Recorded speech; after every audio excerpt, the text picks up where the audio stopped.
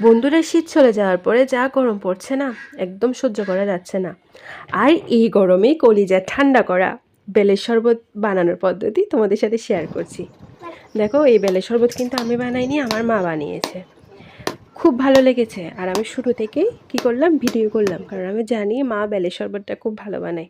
তো দুটো পাকা বেল নিয়েছে, তারপর এইভাবে দুভাগ করে নিয়েছে। তারপরে কি করলে, একটু জলের মধ্যে একটু একটু একটু একটু করে এভাবে বেলের যে কাঁইটা থাকে ওটা বের করছে। বিচিগুলো নেয় না কিন্তু মা, খুব সুন্দর করে এটা নেয়। খুব তাড়াতাড়ি প্রসেসটা কমপ্লিট হয়ে গেল। তারপরে একটা বড় বাটিতে অনেকগুলো বেলের মানে যেটা গ্রেভি হয় ওটা ঢালা হলো। তারপরে ঠান্ডা জল পরিমাণ মতো, তারপর চিনি। বেলটা এমনিতেই মিষ্টি ছিল, সেজন্য চিনি পরিমাণ কম। তারপর স্বাদ মতো লবণ, আর মিনিমাম 1 গ্লাসের মতো টক দই। টক দইটার টেক্সচারটাও কিন্তু ভালো ছিল।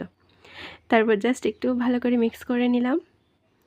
এই তো দেখতে এরকম হয়েছে। আর তোমরা চাইলে এর মধ্যে তেঁতুলও ব্যবহার করতে পারো, আমরা করিনি, আমাদের অতটা ভালো লাগে না। তারপরে গ্লাস ভর্তি করে বেলের শরবত নিয়ে নিলাম। তারপরে একটু ডেকোরেশন করলাম লেবু আর চিনি দিয়ে। তারপর আইস কিউব দিয়ে দিলাম। দেখো, দেখতে এরকম হয়েছে। আমাদের তো খেতে খুব ভালো লেগেছে বেলের শরবত। তো বন্ধুরা, তোমরাও চাইলে এই গরমে এইরকম টাটকা দুটো বেল নিয়ে বেলের শরবত রেসিপি ট্রাই করতে পারো। আর তোমরা কারা কারা করো অবশ্যই কমেন্ট করবে।